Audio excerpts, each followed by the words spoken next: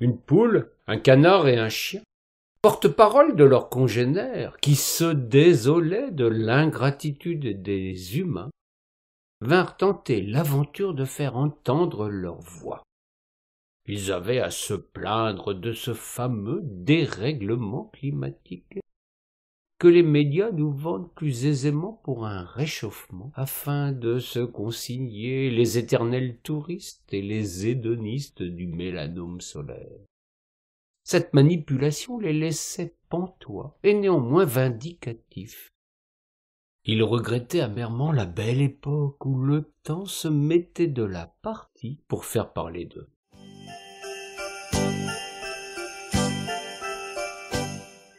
La poule, bien en chair, en dépit du risque de redondance, monta en chair un soir de messe de la Nativité.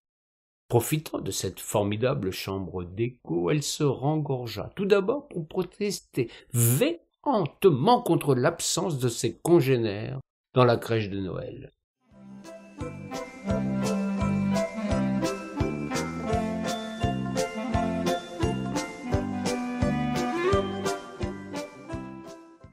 Il est vrai que les tenants de la laïcité auraient vu d'un mauvais œil de bœuf la présence de la compagne du coq, emblème national, dans cette parabole des crises énergétiques et du logement. De plus, la grippe aviaire aurait certainement mis son grain de blé ukrainien dans la chose pour interdire pareille éventualité.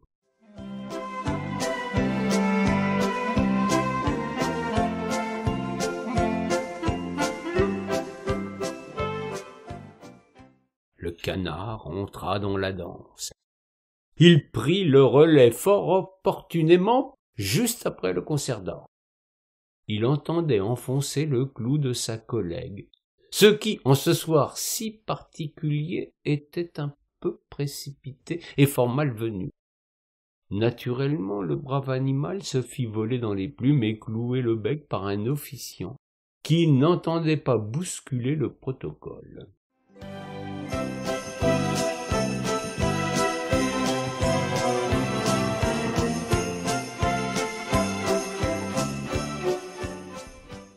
La maison commune du côté de l'agent télé était strictement réservée aux anges pourvu qu'ils furent asexués.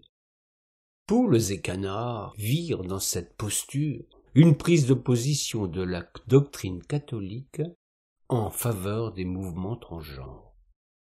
Le chaos régna un temps dans l'assemblée pieuse, d'autant que de vilaines rumeurs salissaient un vicaire qui revenait d'Égypte.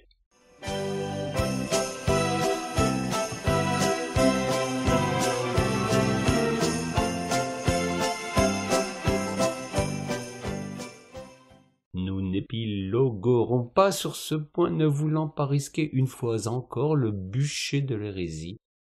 Alors que dans quelques jours, le 28 décembre, nous commémorons le millénaire dans un silence de cathédrale des martyrs du premier feu de foi en Orléans en 1022.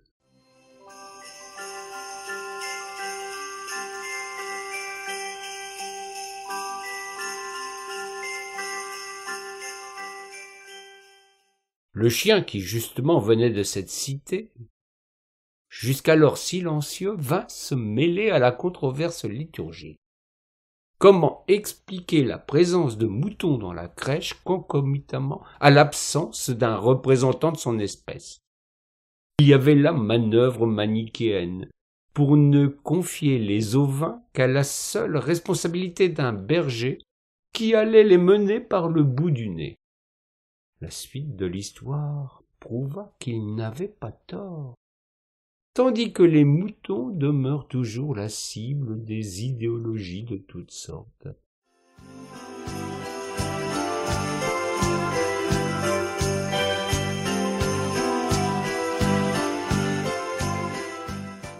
Accusé de cabotinage, l'animal avait assez de mordant pour ne pas se laisser tenir par la bride. Toutes ces remarques liminaires avaient eu le don de déplacer la plainte des trois amis sur un terrain imprévu. Ils poursuivirent du reste en prenant à partie le pauvre bœuf qui n'était plus en mesure de prétendre qu'il se les gelait.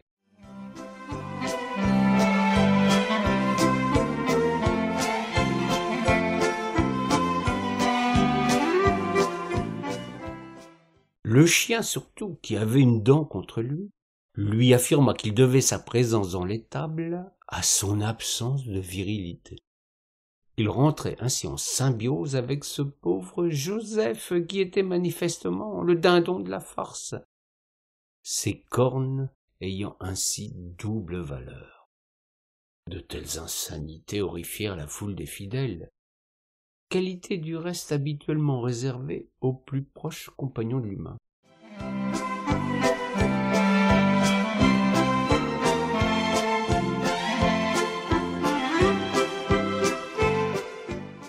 Ils eurent l'intention de jeter le pauvre animal à ceux de son espèce qui demeuraient à leur place. Servit le gardien de la doctrine de l'ordre et de la discipline. L'excommunication guettait un cabot qui, à vrai dire, n'en avait cure.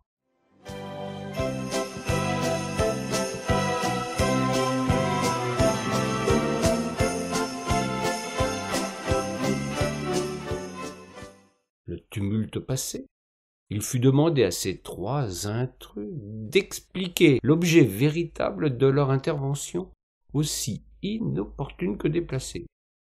La première implora l'assistance de ne jamais oublier que parfois ceux qui vont debout peuvent avoir la chair de poule. Le second leur demanda de toujours évoquer le froid de canard, tandis que le dernier, la bave aux lèvres, aboya que le temps de chien demeurerait toujours d'actualité.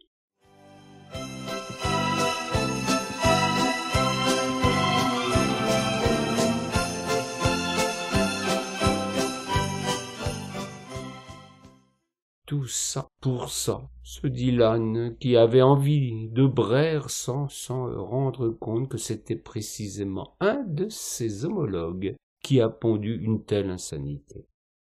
À cette évocation de l'œuf, la poule et le canard voulurent reprendre la parole quand les cloches sonnèrent à la volée pour annoncer l'heureux événement.